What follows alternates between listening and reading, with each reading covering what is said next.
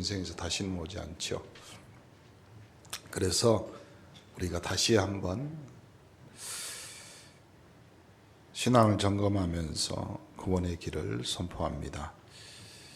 이번에 계엄 사태로 굉장히 극박한데 좀 재밌는 얘기가 있더라고요. 국회 보좌관 중에서 한 40대, 50대 아주머니들이 많이 있었나 봅니다.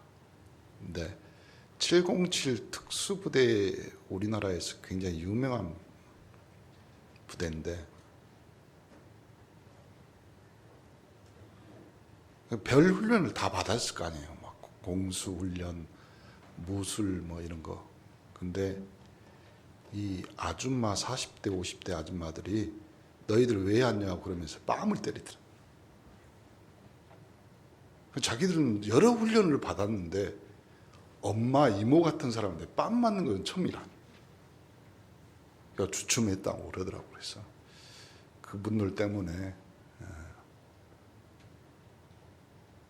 국회 계엄 선포를 해산하고 지금 전체 이 나라가 좀 위기인데 여러분이 시간 날 때마다 또 하나님이 이것을 허락한 이유가 있을 거 아니에요. 우리 기도하라고 그러는 겁니다. 좀 기도하시면서 이 난국에 우리가 할 수 있는 각자의 역할들을 해야 되겠죠.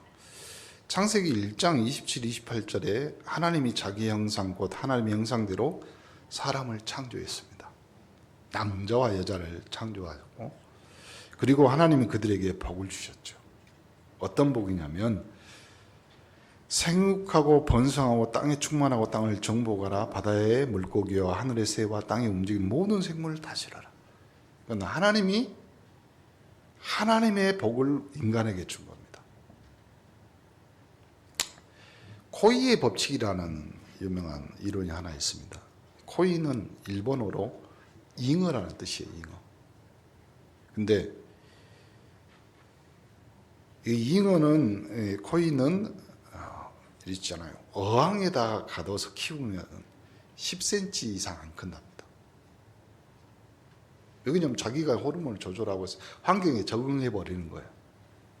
근데 연못에 키우면요 30cm까지 큰답니다. 근데 강에서 키우잖아요. 1m가 넘는답니다. 이렇듯 인간은 자기의 환경이나 상황에 최적화되도록 물고기도 그러는데 사람은 어떻게 해요? 하나님은 자기 형상, 자기 모양대로 인간을 지으셨기 때문에 여러분의 환경, 여러분의 능력과 상황은 최대로 키워야 됩니다.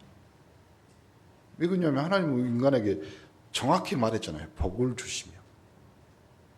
그래서 원래 인간이라는 것은 하나님이 주신 최고의 응답의 조건에 있고 그걸 받아 누릴 존재라 이 말이죠. 그런데 인간에게 문제가 생기죠. 로마서 3장 23절에 모든 사람이 죄를 범하였다. 창세기 3장 1절부터 6절에는 그 인간이 하나님 떠나는 장면이 나오죠. 하나님이 인간하고 하나님하고 이렇게 계약을, 언약을 맺은 거예요. 계약을. 행위 계약이라고 그러는데 그때는 문서로 쓰고 뭐 이렇게 할 수 있는 상황이 아니니까 이거 하면 안 된다. 이렇게 하나님과 인간 사이에. 왜냐하면 복을 주고 그 복의 제한을 하나 두신 겁니다. 근데 그 인간이 하나님 수준, 하나님보다 더 높아지려고 했던 사단에게 속아서 보니까 보암직도 하고 모금직스럽기도 하고 지혜롭게 할 만큼 탐스럽고 그래서 여자가 그 열매를 따먹고 자기 함께 있는 남편에게도 줍니다. 지금 상황이 그러잖아요, 우리가. 그렇죠? 3장 16절 20절에 보니까 그로 인해서 인간에게 고통이 찾아옵니다. 그 저주 재앙이 인간에게. 그래서 요한복음 8장 44절에는 뭐라고 하냐면 너희는 너희 아비 마귀에게 났으니. 타락이란 말이에요. 타락이란 말이 무슨 말이에요? 떨어졌다 이 말이에요. 어느 수준까지? 하나님의 복을 누리며 하나님이 주신 것 가지고 살 수 있을, 그리고 생육하고 번성한 땅에 충만하고 땅을 정복하고 다스릴 수 있는 존재가 뭘로요? 종으로. 누구의 종으로? 마귀의 종으로. 완전히 떨어져. 그러니까 인간 스스로가 자기에게 생육하고 번성한 땅에 충만하고 땅을 정복하고 다스릴 수 있는 능력이 사라지고 운명사주팔자라는 한계 속에 올무틀 함정에 갇히게 되는 인생.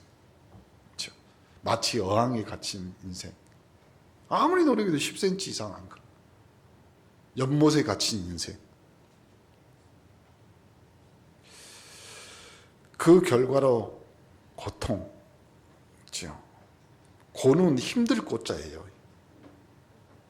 그 영적인 문제가 어느 정도 고통이라면 힘들 고자예요. 통은 느껴지는 거예요. 통증이.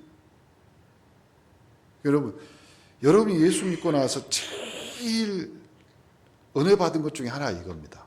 영적 고통이 사라진 거예요. 힘든 거 어려운 것도 문제지만 그 영적으로 완전히 시달렸던 통증이 사라진 거예요. 그 다음에 불안. 여러분 불안한 거 모르시죠? 여러분 불안하면 그 뒤로 오는 여러 가지 문제들이 있잖아요. 불안에 꼭 따라오는 거 염려. 그렇죠? 이거 병이 돼요. 정신적인 병이 되는 거예요. 그렇죠? 이 불안하고 염려는 어디에? 마음 생각이 찾아가는 거잖아요. 그럼 마음 생각은 산산이 부서지는 거예요. 산산. 그러니까 집중할 수 없는 거예요. 집중할 수 없으니까 인간이 할 수 있는 딱 한 가지가 있습니다. 집착을 하는 거예요. 집착은 뭐예요? 그거 아니면 살 수 없는 거예요. 그러니까 사람이 약물에, 그 다음에 도박에, 거기에 집착하는 거죠. 시기, 전쟁, 죽음, 사단의 권세 아래. 문제는 뭐냐면요, 죽으면 심판과 지옥이 기다리고 있는 거잖아요. 계시록 14장 10절 11절에도 그 고난의 연기가 새색도록 올라가요. 그 고난의 고통. 그 사람들이 이 문제를 해결하기 위해서 너무나 많은 수고와 헌신, 또 방황하고 갈등하는 거잖아요, 인간은.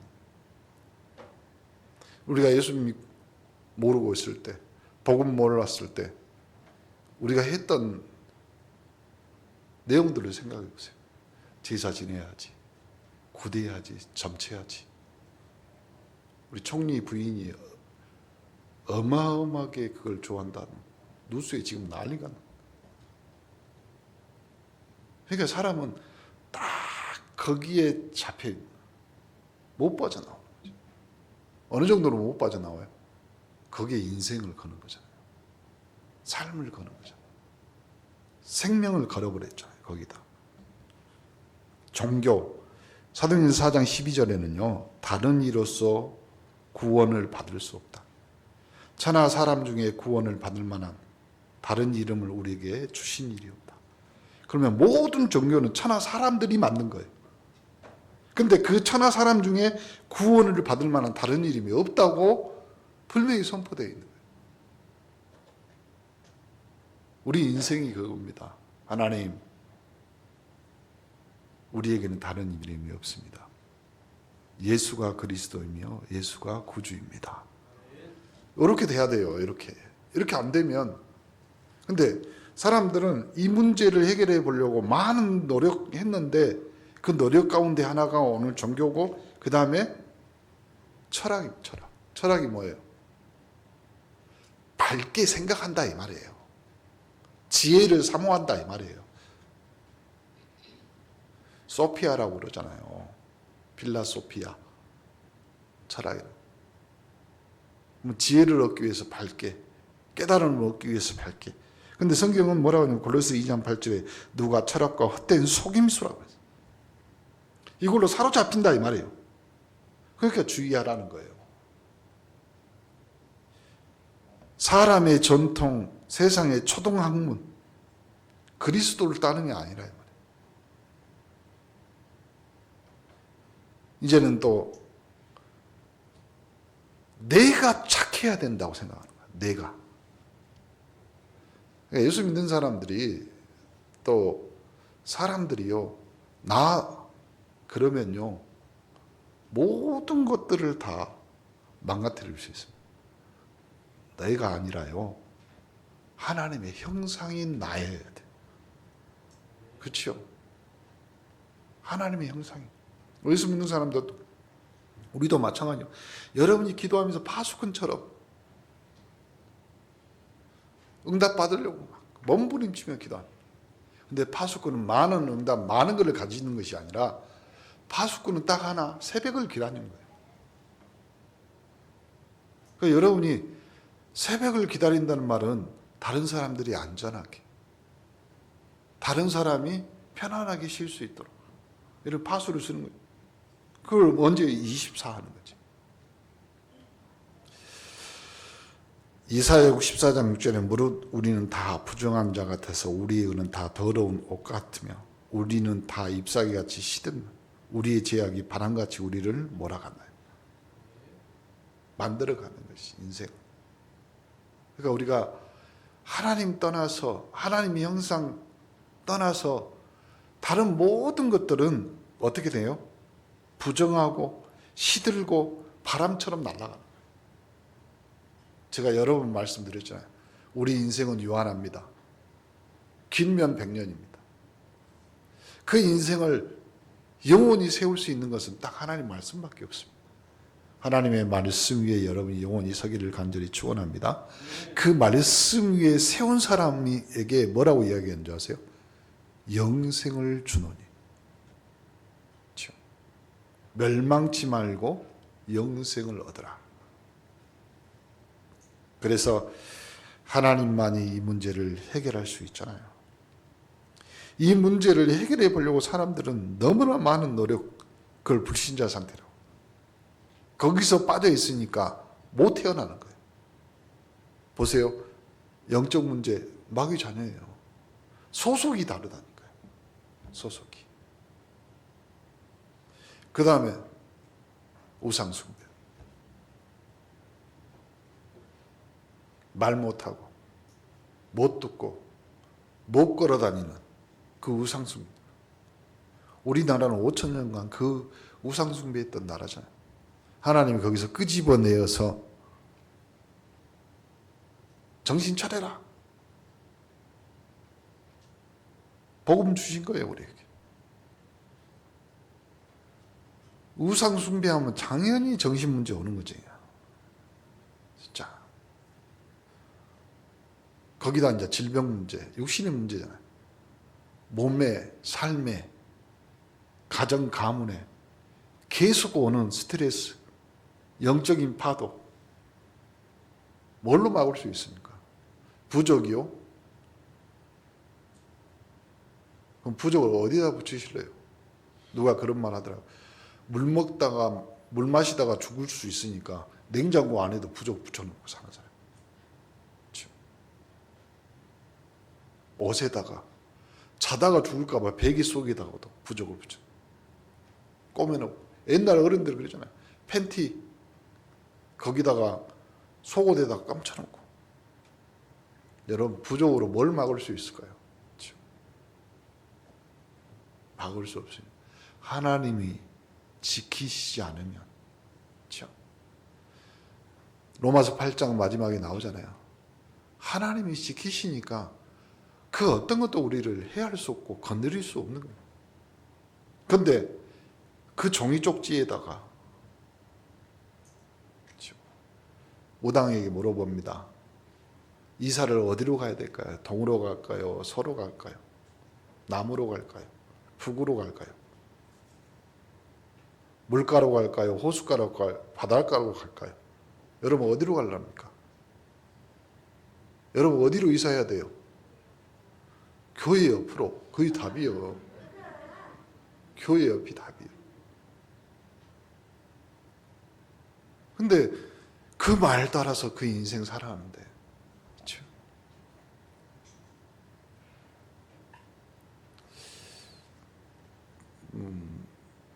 제가 엊그저께 모임하다가 이제 숯불을 피우고 뭘 하는데 그 불이 잘 안 붙으면 그 번개탄 해가지고 이렇게 하잖아요. 제가 그거 보면서 아니 자살하는 사람들 보면 이 번개탄 옆에다가 차에다 키워놓고 어떻게 이 독한 것을 그렇게 하고 죽을까? 근데 옆에 있는 목사님 그 말하는데 자기가 옆에서 저기 아는 분이 그냥 그걸로 해서 사람이 죽는 것이 아니랍니다. 왜 그러냐면 그냥 맨정신에 그걸 피워놓고 이렇게 있잖아요. 그러면 1분 30초, 10초도 안 돼서 밖으로 나온대요. 그럼 뭐 하냐 그랬더니 술을 너무 많이 먹고 그 기운으로 그걸 피운다. 그러면 자기는 잠들면서 죽는다. 그러니까 완전히 잡힌 거지, 참. 죽음, 지옥, 심판이 있지만 이 영적인 유산이 후대들까지. 그러니까 우리 재활은 특히 우리 요양원 하는 우리 원내스 요양원, 서민 요양원 중요한 거예요. 왜 그러냐면 이 할머니 할아버지들이 예수 믿으면요 제사가 없어지잖아요. 3, 4대가 구원받는 거예요. 특히 후대들이 그 영적 유산을 그대로 이어받아서 고사 지내고 제사 지내고 해보세요. 하나님이 이 문제를 해결하실 수 있습니다. 그래서 하나님께서 우리가 운운하지 않으시고 이 땅에 직접 일방적으로 예수님을 그리스도로 보내신 줄 믿습니다. 로마서 5장 8절 우리가 아직 죄인 되었을 때 죄인 그리스도께서 우리를 위하여 죽으심으로 하나님께서 우리에 대한 자기의 사랑을 확증하셨느니라. 그러니까 여러분 예수 믿고 나서 예수 그리스도를 내 마음에 영접하는 순간 하나님의 사랑에 확증을 받은 사람, 확인을 받는단 말이에요. 확인을. 그 확인의 증거로 여러분 안에 성령이. 그래서 왜 그러냐면 하나님이 세상을 이처럼 사랑하사 독생자를 주셨으니 이는 그를 믿는 자마다 뭐하지 말고 그 멸망할 일이 그렇게 생긴다는 거예요. 망할 일이. 아니 여러분이 예수 전에 여러분이 그냥 불신자로 살았는데 내가 착하게 살고 성실하게 살고 열심히 일하고 그러면 망하는 일이 없어야 될 거 아니에요. 노력하면 된다잖아요. 최선을 다하면 된다잖아요. 그런데 왜 멸망당하고 왜 망하냐 말이에요. 하나님이 세상을 이처럼 사랑하사 독생자를 주셨으니 이는 그를 믿는 자마다 멸망하지 말고 영생을 얻게 하려 하심이라. 그래서 여러분은 유한한 인생이 아니라 영원한 인생이 된 겁니다. 하나님의 자녀라. 고린도전서 15장 3절 4절 성경대로 인간은 유한으로 죽음, 장사되면 끝나는데 그리스도는 성경대로 죽으셨다가 부활하셔서 그를 믿는 자에게 뭐라고요? 부활에 동참한 자로 부르신다. 요한일서 3장 8절 우리가 모르는 이 영적 세계의 진범, 수계, 요즘 많이 그런 단어 많이 나오잖아요. 내란의 수계. 그 수계가 죄를 짓는 자는 마귀에게 속하나니 마귀는 처음부터 범죄함이라. 하나님의 아들이 나타나신 것은 마귀의 일을 멸하려 하십니다. 그러므로 우리에게 이 예수만이 길이고 이 예수만이 진리고 예수만이 생명이다. 그 예수로 말미암지 않고는 하나님께로 올 자가 없다. 그 구원의 길을 선포하십니다. 그럼 우리가 어떻게 영접해야 돼? 어떻게 구원받아야 돼? 성경 그리고 예수 믿고 그리스도인이 되는 방법은 많이 요구하지 않아요. 매일 와서 예배드려야 하고 매일 와서 제물 바쳐야 되고 매일 와서 성경에는 딱 두 개만 했어요. 영접하는 자 곧 그 이름을 믿으면 하나님 자녀가 된다. 그러면 어떻게 영접하냐? 내가 만일 내 입으로 예수를 주로 신하고 또 하나님께서 그를 죽은 자 가운데 살리신 것을 내 마음에 믿으며. 다시 말해 봅시다. 우리 입으로 예수님을 주로 시인합니다. 또 하나님께서 죽은 자 가운데서 살리신 것. 이 말은 다른 말로 하면 우리의 죽었던 영혼을 하나님이 예수 믿으면 살리신다 이 말이에요. 그것을 내 마음에 믿어라. 그러면 구원을 받으리니 사람이 마음으로 믿어 의에 이르고 입으로 신하여 구원해. 그러니까 예수 믿는 거, 구원받는 것, 다른 종교에서는 별걸 다 천일 동안 향불을 펴야 되고 제물을 바쳐야 되고 우리는 예수를 영접해서 입으로 마음으로 믿어 입으로 신하기만 하면 됩니다. 2000년 역사, 예수님 태어났어. 예수님 후로 2000년 역사 중에서 제일 말 못하는 사람이 있어. 그 한 사람이 누구냐면 예수님 십자가에 돌아가실 때 왼편에 있는 강도. 그 말을 해도 그렇게 못해. 당신은 구주이고 구세주이고 그리스도라 메시아라면서 당신 하나도 못 구하고 빨리 우리도 구하고 당신도 구해라. 예수님이 십자가에 못 너무 아프잖아요. 하도 얼척은이 없어갖고 대답도 안 해. 그런데 인류 역사상 가장 말을 한마디를 잘한 사람이 있어. 그 사람이 누구예요? 오른쪽에 있는 사람. 시끄럽다. 그런 소리 하지 마라. 우리는 강도짓하고 이런 나쁜 짓도 있지만 이 사람은 가난한 사람 그리고 온 인류를 구원하기 위해서 오신 메시아. 그 아픈 중에 예수님이 대답해 줘요. 뭐라고 그랬어요? 오늘 네가 나와 함께 낙원에 있으리. 시인만 잘해도 말만 잘해도. 여러분 언제 구원받아야 됩니까? 잠언 27장 1절에 너는 내일 일을 자랑하지 말라.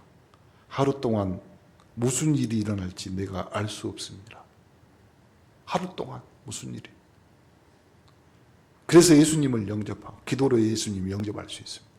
오늘 우리 성도 전체가 예수 그리스도를 예수님 나는 목사님 예수님 영접 알아요. 우리 오늘 구원을 확인하는 영접 기도를 다시 한번 저와 함께 해봅시다. 사랑의 하나님, 저는 죄인입니다. 예수님이 십자가에서 죽으시고 부활하심으로 나의 모든 문제를 해결하신 그리스도이심을 믿습니다. 지금 이 시간 내 마음의 문을 열고 예수님을 나의 구주로 영접합니다.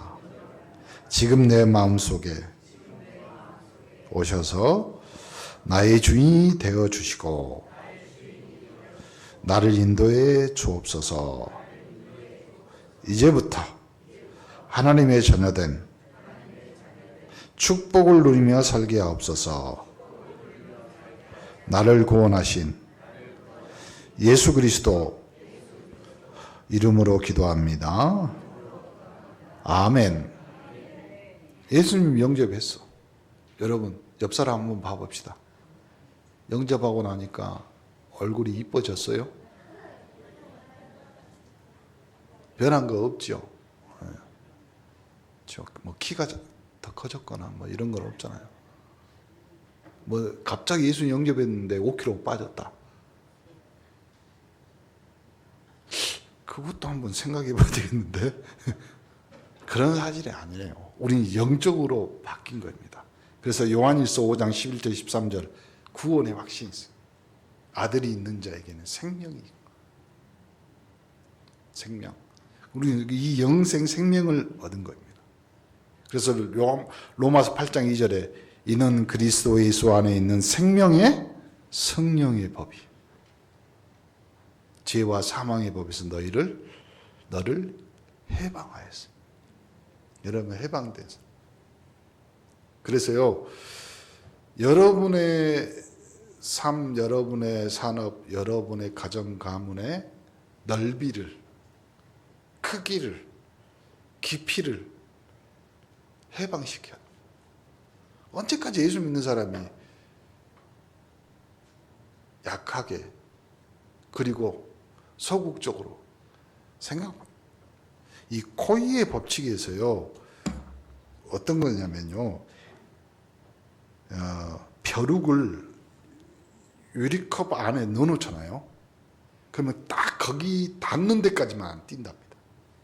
그거보다 수천 배를 더 뛸 수 있는데, 그렇죠? 코이의 법칙 얼마나 환경이 중요하냐면요, 개미는 자기 몸에 수백 배를 든답니다. 아니 인간이 왜 그걸 사람은 믿어주는 만큼 자라고 아껴주는 만큼 여물고 인정한 만큼 성장한다. 그래서 고양이를 그리려면 호랑이부터 그려야 돼. 그러면 그 꿈을 꾸어야지 가능. 이 말 누가 한지 아세요? 목사님 가끔 예를 들었는데 한석봉 엄마가 이제 하는 말이에요. 작은 어항 안에서 10cm밖에 크지 않지만 수족관에는 30cm, 강물에서 1m가 넘게 자라는 것처럼 우리가 예수 그리스도 그 안에 들어가면 여러분의 묶여있는 모든 것들이 해방된다. 여러분 해방자들. 요한복음 14장 16절에도 그래서 내가 아버지께 구하겠으니 그가 또 다른 보혜사를 너희에게 주사 영원토록 너희와 함께하고 너희는 너희가 하나님의 성전인 것과 하나님의 성령이 너희 안에 계신 줄 알지 못하느냐.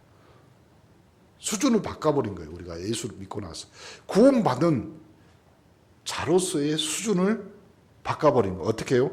보혜사 곧 아버지께서 내 이름으로 보내주신 성령, 그가 너희에게 모든 것을 가르치고 내가 너희에게 말한 모든 것을 생각나게 한다. 평안을 너희에게 끼치노니 곧 나의 평안을 너희에게 주노니 내가 너희에게 주는 것은 세상이 주는 것 같이 아니하나 너희는 마음에 근심하지 말고 두려워하지도 말라. 수준을 바꿔. 자, 결론을 합시다. 기억해야 돼. 반드시 기억해. 교회에 와서 꼭 하나님의 말씀을 들어라. 그리고 이제부터는 우리는 구원받은 자이기 때문에 예배 시간에 반드시 참석해라.